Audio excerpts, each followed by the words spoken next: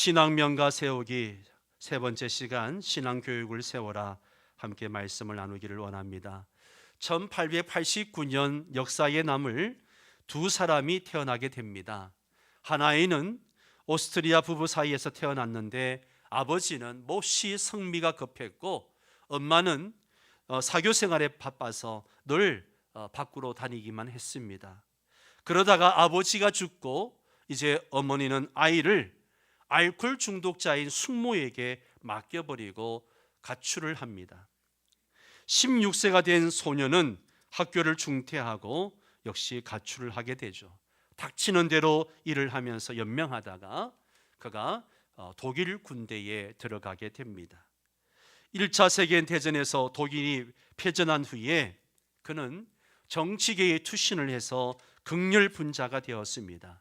나중에 반란 음모에 가담했다가 투옥되어져서 다시는 정치 활동을 하지 않겠다라고 하는 서약을 받고 나서 추록을 했지만 추록하고 난 다음에 더 맹렬히 정치 활동을 하게 됩니다. 마침내 1933년 독일 국민의 절대 영도자 총통이 됩니다. 그 사람의 이름이 바로 아돌프 히틀러입니다. 그로 인해서 독일과 전 세계가 전쟁에 휘말리게 되죠. 그런데 같은 해 다른 아이가 미국 텍사스에서 태어났습니다. 아이는 아버지와 어머니의 사랑을 받으며 자랐습니다. 부모는 농촌 생활이 아이의 신앙 교육에 유익하리라 생각을 하고 캔자스 농촌으로 이사를 합니다. 아버지는 아이에게 어릴 때부터 하나님을 경외해라, 하나님을 경외해야 된다, 가훈을 정하고 아이에게 하나님을 경외하는 신앙을 가르칩니다. 그리고 가족이 교회에 열심히 봉사하고 그렇게 예배하며 살았습니다. 아이는 성장에서도 어머니의 두 팔에 안겨서 늘 간곡하게 기도받던 매일 저녁의 일과를 기억하며 살았습니다. 군대에 흥미를 느끼고 웨스트 포인트 사관학교에 입학을 해서 나중에 장군이 되죠.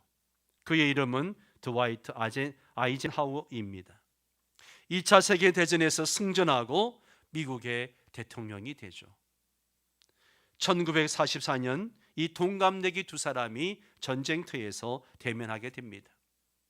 11개월에 걸쳐서 히틀러는 연합군 사령관 아이젠하워와 싸우게 됩니다.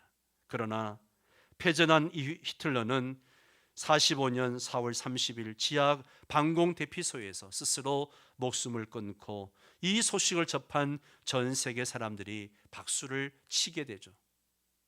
한편 아이젠하워는 히틀러보다 25년을 더 살았고 1969년 80세에 평화롭게 눈을 감게 됩니다. 그의 죽음을 전 세계가 애통해 했던 것입니다.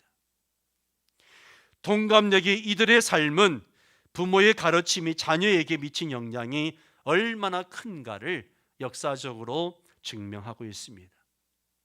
부모가 자녀들에게 신앙의 본을 보이고 믿음으로 양육하면 가정과 나라가 복을 받습니다. 여러분, 가정을 주님 안에 세우는 성도들 되시기 바랍니다. 믿음의 반석 위에 든든히 세우시기를 바랍니다. 특별히 남편들이 가정의 영적 리더와 제사장으로 세워지시기를 바랍니다. 온 가족이 예수를 믿는 가정 복음화가 이루어지는 가정 되시기 바랍니다. 자녀들도 믿음의 다음 세대로 세워져 가는 은혜가 있기를 원합니다. 최근에 발표된 한 데이터에 보면 아버지가 교회를 출석하게 되면 전 가족 교회 출석률이 높아진다라고 하는 데이터가 있습니다. 부부가 아버지가 예수를 믿으면 전 가족이 출석할 확률이 85%이고 어머니가 교회 출석할 경우에 가족 전체가 예수 믿을 확률은 70%라고 이야기합니다. 그리고 또 다른 데이터 중에 하나는 코로나19 이후에 신앙생활에 있어서 부모와 자녀 모두가 소홀해졌다라고 이야기를 합니다. 무려 53%, 아버지는 50%, 어머니는 58%, 그리고 자녀들은 53%. 이렇게 코로나 때문에 신앙생활에 소홀해졌다라고 이야기를 합니다. 신앙생활에 있어서 가장 중요한 역할은 누구냐라고 했을 때에 역시 아버지가 가장 중요한 역할을 한다라고 이야기합니다. 무려 51%나 되어집니다. 그리고 어머니가 40%, 결국 91%가 부모에 의해서 자녀들의 신앙생활에 영향을 준다는 사실을 이 통계에서 우리가 볼 수가 있습니다. 또 한 가지 통계는 그러면 자녀들의 신앙교육의 방법에 대해서 아느냐라고 물었더니만 잘 모른다라고 대답하는 사람이 거의 절반에 가깝습니다. 그리고 자녀들 신앙교육 훈련을 받은 경험이 있느냐라고 했을 때 없다는 사람이 무려 73%나 되는 거죠. 그러면서 묻는 또 하나의 질문에 그러면 자녀 신앙교육 방법을 배우겠느냐라고 했을 때 배울 필요성을 느낀다라고 대답한 사람이 82%나 된다는 거죠. 자녀 신앙 교육에 대해서 관심이 있다는 거죠. 자녀를 어떻게 믿음의 다음 세대로 세워가야 할까? 지난주에는 우리가 자녀의 신앙 교육을 생각할 때에 좀 멀리 보자라고 말씀을 드렸습니다. 내 세대, 자녀 세대뿐만 아니라 그 자녀 세대 이후까지 바라보면서 기도하고 준비하자고 했습니다. 각 가정에서 자란 거룩한 씨앗들이 이 나라를 가득 덮는 꿈을 꾸었으면 좋겠습니다. 이 나라의 정치, 경제, 사회, 교육, 문화 모든 분야에 믿음의 사람들이 들어가서 이 땅을 바꾸는 그런 꿈을 꾸었으면 좋겠습니다. 여러분의 자녀들이 믿음의 사람으로 자라서 어느 분야에 진출하든지 거기서 하나의 나라를 이루어 나가는 일꾼이 되어야 합니다. 오늘은 신앙교육을 위해서 과연 어떤 내용을 자녀들에게 교육해야 할까? 그리고 어떤 환경에서 해야 할까 하는 문제를 생각해 보려고 합니다. 먼저 신앙교육의 내용입니다. 교육이라고 하면 가르치는 내용이 있어야 됩니다. 그렇다면 자녀들의 신앙 교육을 위해서 뭘 가르쳐야 하는가? 뭘 가르쳐야 되는가? 어떤 내용을 가르쳐야 하는가? 성경을 보면 가르쳐야 할 내용들이 참 많습니다. 그런데 교육이라고 하면 뭔가 좀 체계가 있어야 되고 효과적인 학습이 되어야 합니다. 그래야 교육적 효과가 나오는 거죠. 우리가 생각하는 교육적 효과란 뭘 기대하는 걸까요? 우리가 자녀들을 가르치는데 교육의 효과를 기대하는데 뭘 기대하는 걸까요? 특히 신앙교육의 효과는 뭘 기대하는 걸까요? 우리 자녀들이 하나님을 잘 믿는 자녀가 되고 나아가서 그 믿음을 세상 속에서 구체적으로 실천하며 살아가는 거죠. 그 아이들이 학교에서 나중에 또 직장 속에서 가정에서 이 사회 속에서 말씀대로 살아가는 겁니다. 믿음을 가지는 것만 가지고는 안 됩니다. 배우고 실천하는 신앙인들로 키워야 됩니다. 오늘 우리의 문제는 믿는 자는 많은데 실천하는 신앙인이 별로 없다는 겁니다. 그렇게 해서는 안 됩니다. 철저하게 실천하는 신앙으로 키워야 됩니다.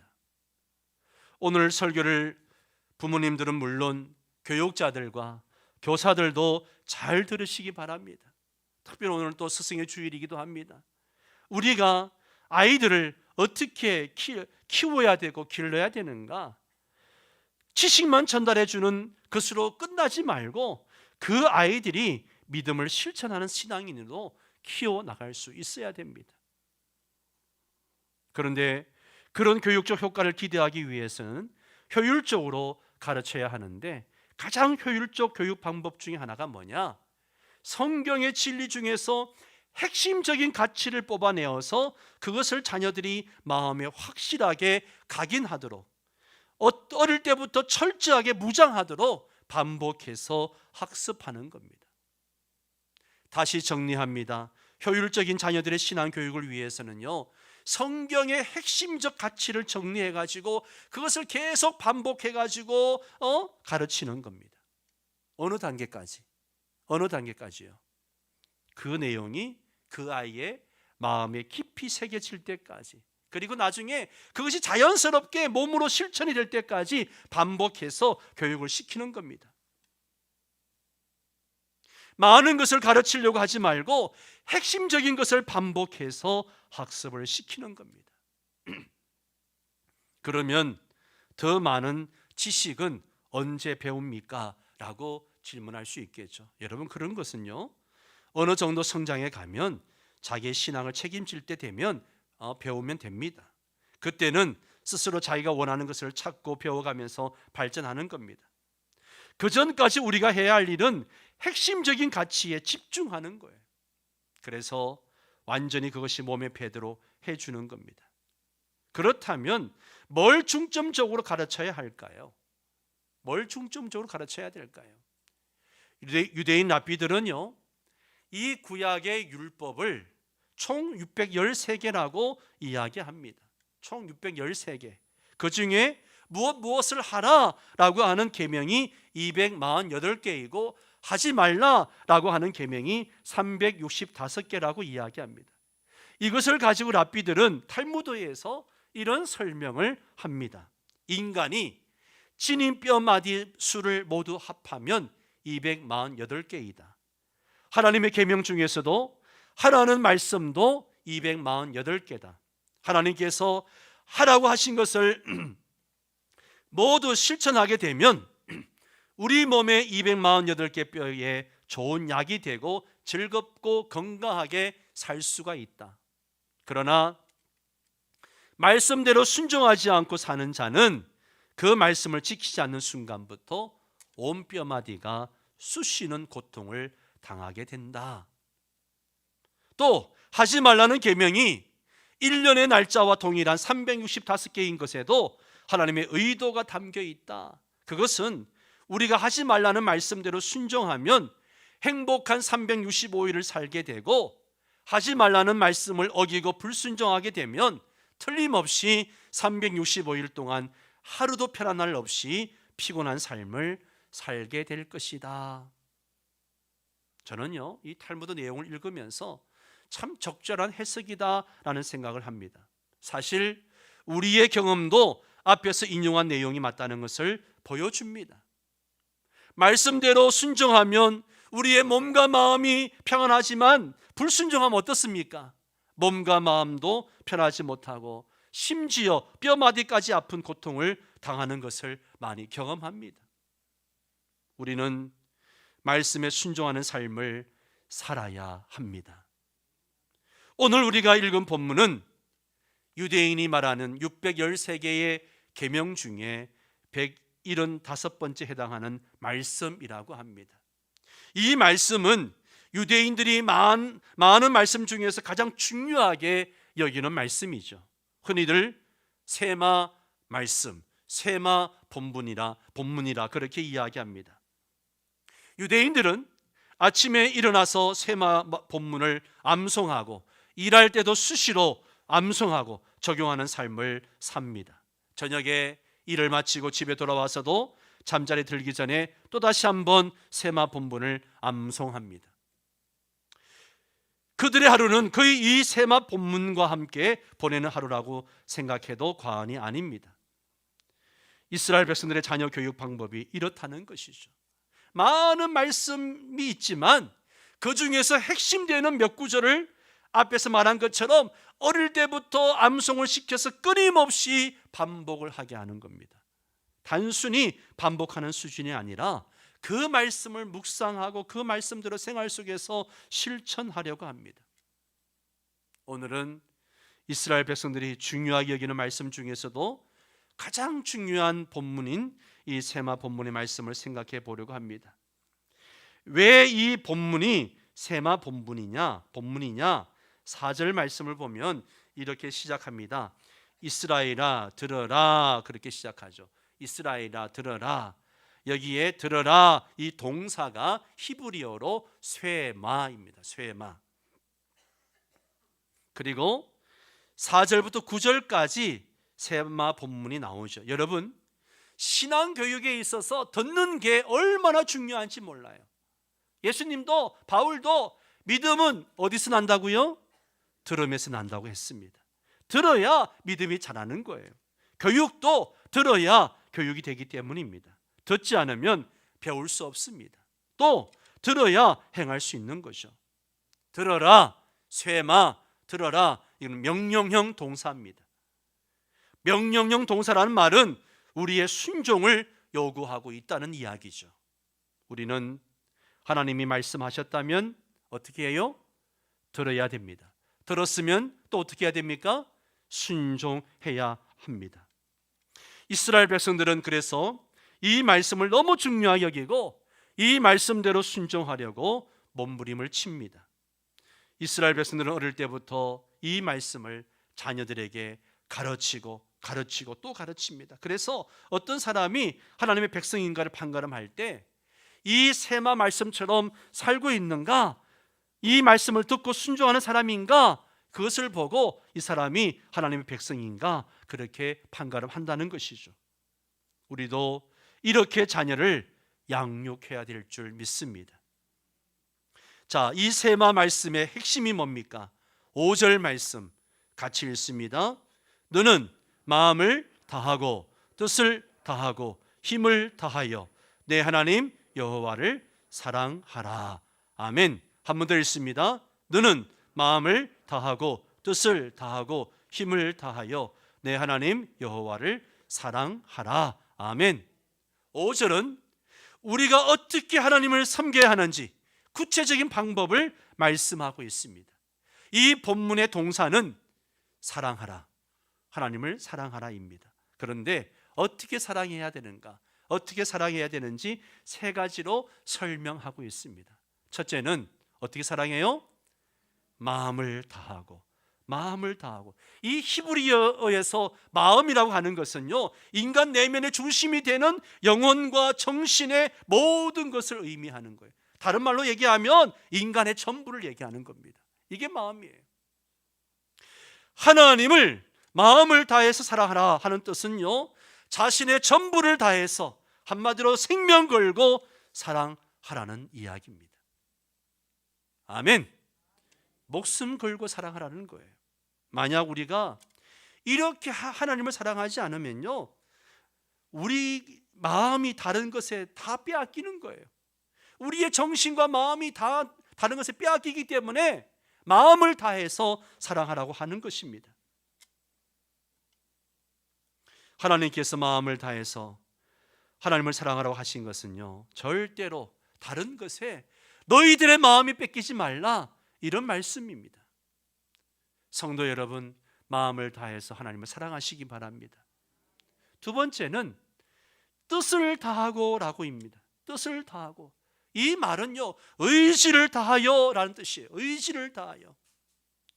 하나님을 사랑하는 일은요, 그냥 가만히 앉아있으면 어느 날 갑자기 감동이 와가지고 하나님을 사랑하는 게 아니에요. 저절로 되는 게 아닙니다. 우리의 의지를 들여야 사랑할 수 있는 거예요. 사랑해봐서 알잖아요. 가만히 있으면 사랑이 저절로 되든가요? 안 됩니다. 내가 노력해야 됩니다.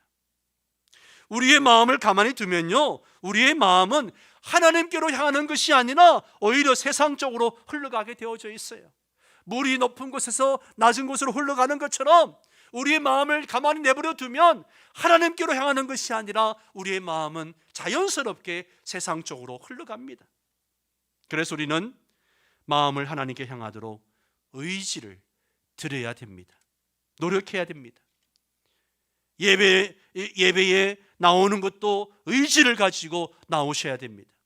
코로나 때문에 1년 이상 예배하지 못하는 성도들도 있습니다. 여러분, 예배도 내 의지를 가지고 드려야 됩니다. 기도도 내 의지를 가지고 드려야 됩니다. 말씀을 읽으려고 하는 것도 의지가 필요합니다.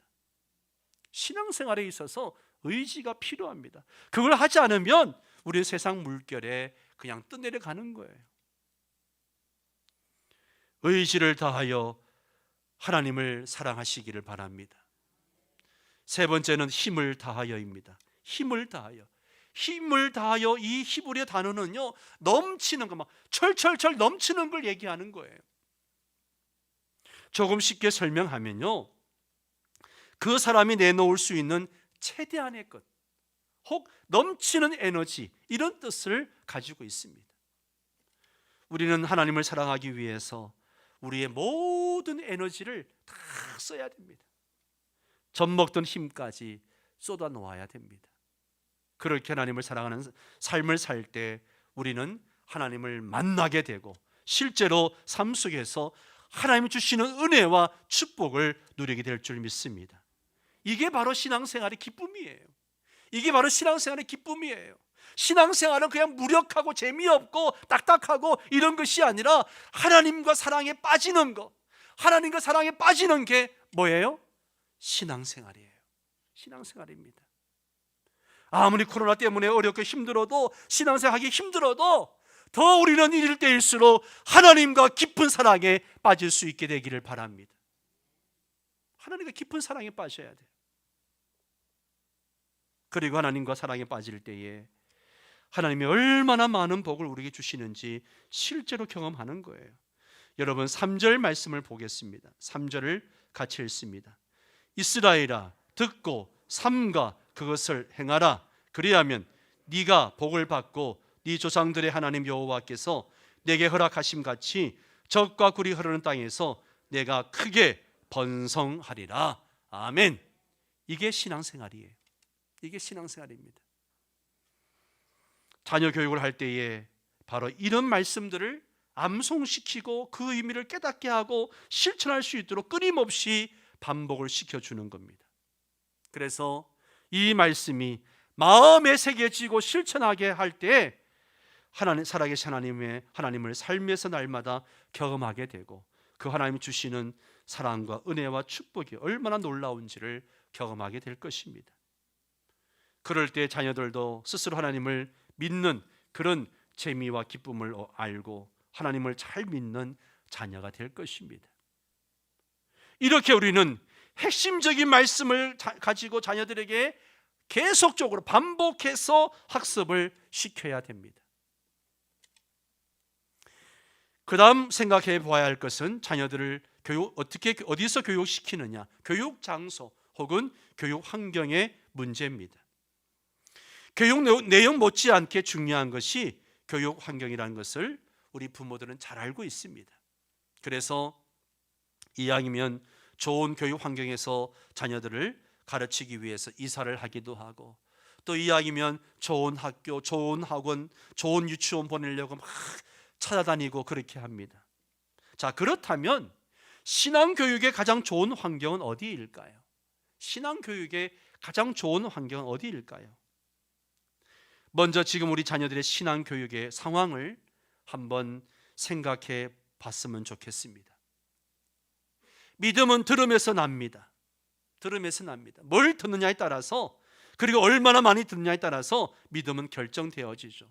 왜냐하면 들은 것이 없다면 믿을 수가 없기 때문에 그렇습니다.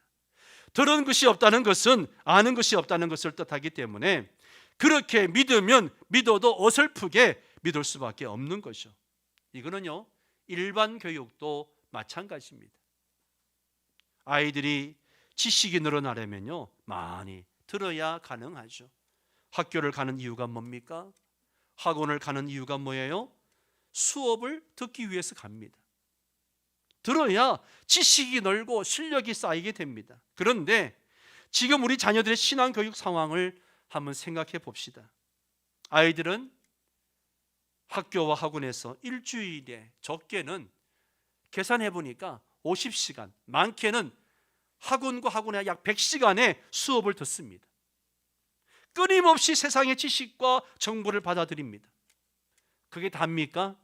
아니죠. 그 외 시간도 게임과 TV, 컴퓨터와 스마트폰을 붙들고 얼마나 많은 시간을 세상적 문화에 노출된 채 얼마나 많은 시간을 보내고 있습니까? 한번 상상해 보십시오.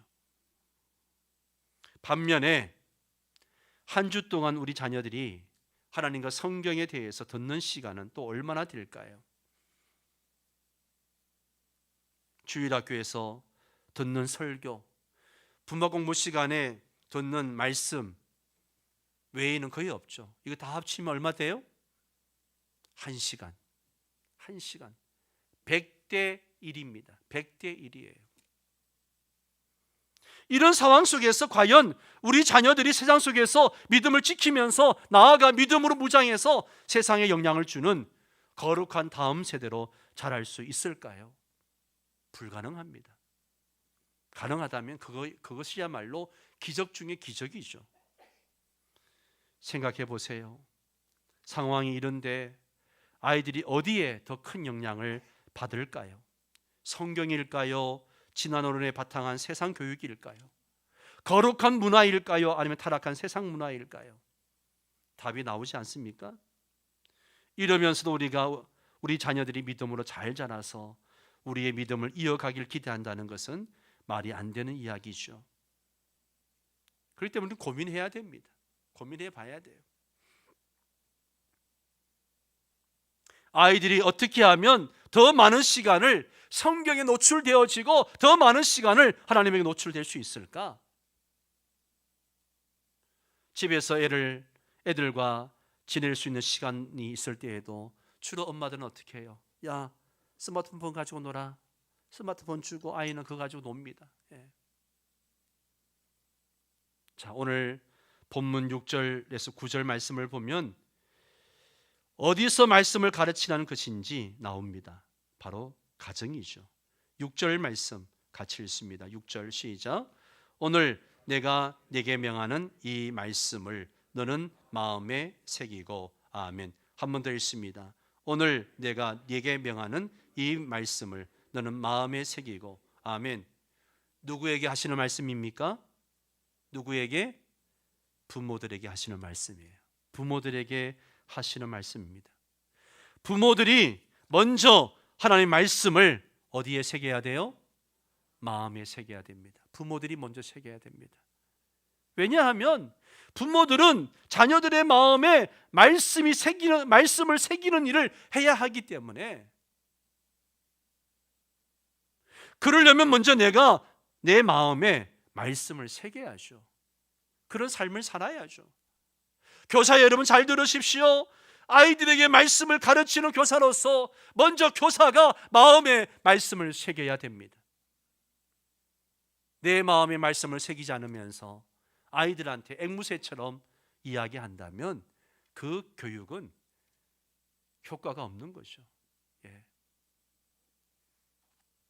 내가 그렇게 살지 않으면서 자녀들에게 그걸 기대하기 어렵습니다.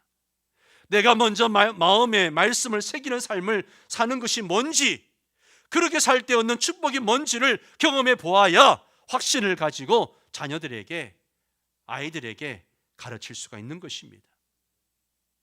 그러기 위해서는 부모인 우리가 먼저 말씀을 주야로 묵상하고 암송해야 합니다. 그리고 그 말씀을 내 마음에 새기는 일을 해야 합니다. 저도 틈만 나면 성경을 읽으려고 그렇게 애를 씁니다. 왜요? 이 강단에 서서 말씀을 전하고 가르치기 전에 내가 먼저 그 말씀이 내 안에 새겨져야 하기 때문에 길을 걸어갈 때에도 말씀을 드라마 바이블을 통해 말씀을 듣기도 하고, 운전하면서 말씀을 듣기도 하고, 또 사무실 안에 말씀을 읽기도 하고 묵상하기도 하고 수시로 읽습니다. 왜요? 말씀이 내 안에 새겨지지 않으면 내가 성도들한테 말씀을 가르칠 수 없기 때문에. 예. 말씀을 마음에 새기는 일을 부모들이 먼저 해야 됩니다. 7절 말씀 봅니다. 같이 읽습니다. 내 자녀에게 부지런히 가르치며 집에 앉았을 때에든지 길을 갈 때에든지 누워 있을 때에든지 일어날 때에든지 이 말씀을 강론할 것이며. 예. 자녀에게 부지런히 가르치라고 했는데 부모 역할은 자녀에게 말씀을 부지런히 가르치는 일입니다. 부지런히 가르치는 거예요. 이 일은 다른 사람에게 맡기면 안 됩니다. 부모가 해야 됩니다. 주일학교 교사에게 맡겨서는 안 돼요. 부모가 해야 됩니다. 집에 앉았을 때든지 길을 갈 때든지 누워 있을 때든지 일어날 때든지 자녀에게 말씀을 가르쳐야 한다라고 했습니다. 누가 이 일을 할 수 있습니까? 누가 그 일을 할 수 있어요? 함께 사는 부모가 하는 거죠. 함께 사는 부모가 해야 돼요. 이 7절에 집에 앉았을 때든지 길에 행할 때든지, 이 말은요, 어떤 경우에라도 자녀들에게 말씀을 가르치라는 거예요. 어떤 경우에라도, 어느 곳에서든지 가르치라는 겁니다. 길을 걸어가다가도 가르쳐야 할 일이 있을 때는 가르치라는 거예요. 예. 누웠을 때든지 일어날 때든지, 이 말씀은요, 항상 말씀을 가르치라는 거예요. 예. 그런데 이렇게 말씀을 가르칠 수 있는 최고의 교육 장소가 어디입니까? 가정이죠. 가정입니다. 8절을 봐도 말씀을 자녀의 손목과 미간에 붙이고, 9절을 보면 집 문설주와 바깥문에 기록하라고 했습니다. 모두 다 가정을 염두에 두고 하는 말이죠. 왜 그럴까요? 자녀들이 가장 많이 머무는 곳이 가정이기 때문에 그렇습니다. 그래서 최고의 교육 장소는 어디예요? 가정입니다. 가정입니다. 가정이에요. 자녀들을 어릴 때부터 너무 학교, 학원 뺑뺑뺑 돌려서 저녁에 파김치 되어가지고 밤늦게 집에 돌아오게 하고, 그렇게 하지 마세요. 아유, 목사님 세상 물정 모르고 또 저런 소리 하시네. 예, 왜 몰라? 저도 자녀를 키워봤는데요. 예. 우리는 한번 돌아봐야 됩니다. 그 이야기는 제가 다음 주에 좀 더 하도록 하겠습니다. 정통 유대인의 가정에는요, 컴퓨터나 텔레비전이 거의 없다고 합니다. 자녀들이 컴퓨터나 세상 오락에 빠져서 하나님의 말씀을 배울 시간을 낭비하지 않기 위해서입니다. 대신 가정에서 수시로 부모와 자녀가 함께 말씀을 토론하고 공부하고 배우는 일에 시간을 쏟는다고 합니다. 이런 유대인의 가정 교육에 대해서는 좀 더 구체적으로 다음에 한번 나누도록 하겠습니다. 우리는 자녀들을 믿음의 다음 세대로 키워야 합니다. 아멘. 자녀들을 믿음의 다음 세대로 키워야 돼요. 어떤 분이 말하기를, 개신교의 최대 약점이 뭐냐? 자녀 교육 실패라는 겁니다. 자녀 교육. 예. 다른 사람 전도하는 일에는 열심히 하는데 자녀들의 신앙 교육에 대해서는 거의 손을 놓고 있다라고 이야기했습니다. 참 깊이 반성해 볼 이야기입니다. 자녀들을 참 신앙인으로 키워내는 것이야말로 그 어떤 일보다 하나님께 칭찬받을 일입니다. 여러분, 우리가 주님 앞에 갔을 때 열심히 교회 충성하고 봉사하고 열심히 하다가 주님 앞에 갔을 때 네 자식들은 어디 있느냐라고 물어보면 어떻게 하시겠습니까?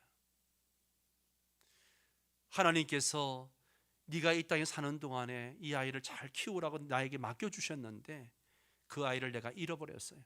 신앙으로 길러내지 못했어요. 주님의 책망이 있을 것입니다. 이제 우리는 어떤 일보다도 자녀들을 신앙으로 키우는 일에 최선을 다해야 됩니다. 이제 우리가 그 일을 감당하기를 원합니다.